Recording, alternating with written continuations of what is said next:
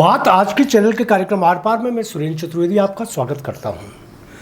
पूर्व विधायक सुरेश टांक गा रहे हैं नए अंदाज में पुराना तराना। मैं इधर जाऊं या उधर जाऊं, बड़ी मुश्किल में हूं कि किधर जाऊं। भागीरथ चौधरी और सुरेश टांक के बीच पुल बनेंगे सीपी जोशी और भजन लाल, वरना सुरेश टांक का भाजपा से फिर मोह भंग हो सकता है। अजमेर भाजपा की बैठक नवघोषित उम्मीदवार भागीरथ चौधरी की मौजूदगी में हुई। इस बैठक में कैबिनेट मंत्री सुरेश रावत, अजमेर दक्षिण की विधायक अनीता बघेल और किशनगढ़ के पूर्व विधायक सुरेश टांक मौजूद नहीं रहे। सुरेश रावत का न आना जायज़ था। वे अलवर प्रभारी है। भूपेंद्र यादव वहाँ से चुनाव लड़ रहे हैं और उनके नामांकन बनने का कार्यक्रम बुधवार को है, यानी आज। उसकी तैयारी जरूरी थी। अनीता बघेल मुंबई गई हुई थी निजी काम से, ये जानकारी भागीरथ चौधरी को थी।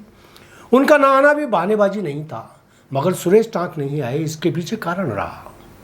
उनका कहना है कि उनको बुलाया ही नहीं गया। यदि यह कारण सही है तो भाजपा के उम्मीदवार भागीरथ चौधरी बड़े मुगालते में है कि वह सुरेश टांक को साथ लिए बिना चुनाव जीत जाएंगे। सुरेश टांक कल भागीरथ चौधरी के रवैये से नाराज होकर चित्तौड़गढ़ पहुंच गए सीपी जोशी से मिलने। उनको खुलकर भागीरथ चौधरी के सौतेले व्यवहार पर टिप्पणी की। साफ कहा कि यदि 2 दिन में हाईकमान की मौजूदगी में उनको और भागीरथ चौधरी को साथ बैठाकर बीच की दूरियां नहीं मिटाई गई तो वह कुछ अलग फैसला ले सकते हैं। सवाल यहाँ यह उठता है कि उनका अलग फैसला क्या होगा। मुझे लगता है कि सुरेश टांक भाजपा में जिन सपनों को लेकर आए थे, उनकी भागीरथ चौधरी के उम्मीदवार बनने से तुल्ली लग गई। वह घर के रहे ना घाट के। उनको 2 चुनावों में जितने मत मिले वह सच पूछो तो समुदाय विशेष के विरुद्ध पनपी नाराजगी से उनकी झोली में आए थे। सीट इस समुदाय की बपोती नहीं, यह सिद्ध हुआ तब जब सुरेश टांक पिछले चुनावों में 2 जाट नेताओं से बाजी मार गए। उनकी जीत डॉक्टर विकास चौधरी, भाजपा और कांग्रेस के नाथूराम सिंदोदिया को हराने से मिली थी। किशनगढ़ जानता है कि सुरेश टांक समुदाय विशेष से अलग होकर ही पूरे क्षेत्र में अपना वर्चस्व रखते हैं। अन्य जातियों में आज भी उनकी अच्छी खासी पकड़ है। ऐसे में उन्होंने सोचा नहीं होगा कि भाजपा उनसे बुरी तरह से हारे भागीरथ चौधरी को फिर से टिकट दे देगी। यही वजह थी कि उन्होंने अतिरिक्त उत्साह में भाजपा का दामन थाम लिया।